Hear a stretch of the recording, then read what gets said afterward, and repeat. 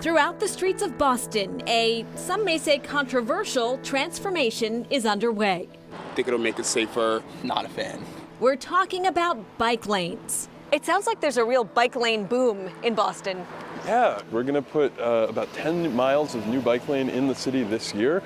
So we're really trying to make it so that everybody is a short distance to a bike network that lets them get where they need to go, whether it's work or school or accessing public services.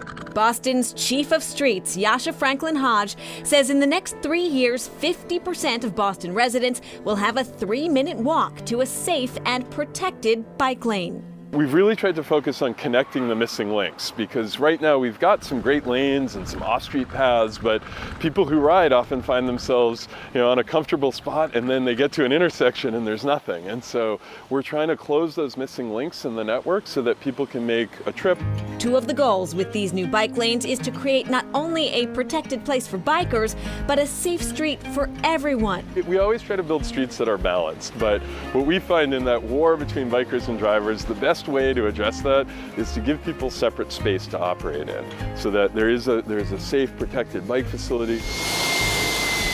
With the creation of these new lanes comes construction and fewer driving lanes, but no less parking, according to Franklin Hodge, at least here on this South End street. This bike lane on Tremont Street in the South End isn't quite finished, but already a smooth ride. We added bike lanes and we kept the parking, and the parking actually serves as a separator to help keep the cars away from the cyclists. Leaving some Bostonians smiling. As long as it keeps the bikers from weaving in and out of driving traffic.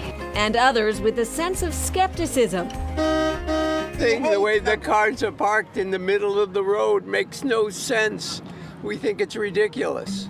When it comes to finding a spot, the city of Boston is working to find ways to reduce double parking and traffic by introducing Boston Delivers, an electric bike delivery pilot program. Instead of a Lyft driver or DoorDash driver coming in a SUV to bring somebody their chicken sandwich, you'll have a bike that shows up, it parks on the sidewalk, it's not double parking. The program's starting off small, just in Boston's Allston neighborhood. We've focused pretty heavily, specifically on the delivery aspect of things, to the point where we can easily do between 100 to 150 deliveries on a busy weekend day.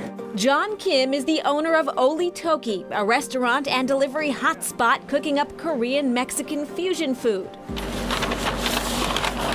Oli Toki is one of a handful of restaurants participating in Boston Delivers. Once the e-bike's set up, we'll have another tablet through a platform called ChowNow. Kim, a longtime Boston resident, understands how brutal traffic can be.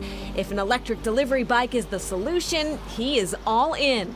I've lived here most of my life, and I've seen the exponential rise in traffic, which is annoying to me as well as everyone. So any efforts to, I think, cut down on that, especially as more and more people, it feels like, are moving to the city. But e-bikes are not just for delivery drivers. At Boston e-bikes in Brookline, they say e-bikes are the bikes of the future. So a regular bike is you are your own motor. You pedal and you move forward.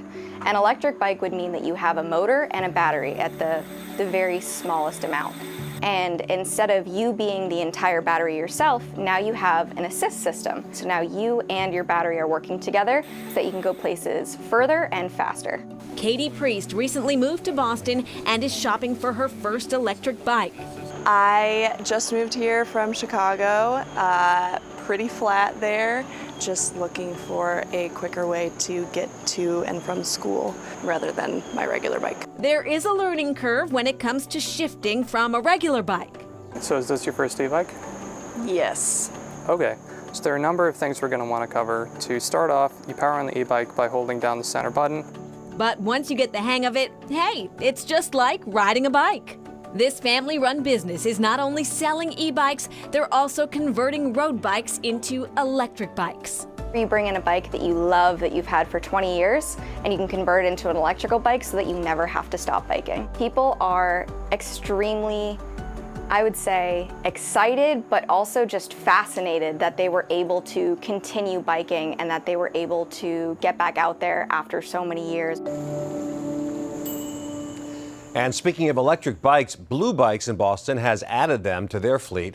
They're a little more costly than a regular Blue Bike if you rent by the ride, but you get a discount with an annual pass.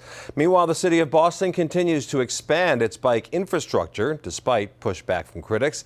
In May, they announced plans to add 10 new miles of bike lanes in the city. Still ahead, pedaling on the public garden.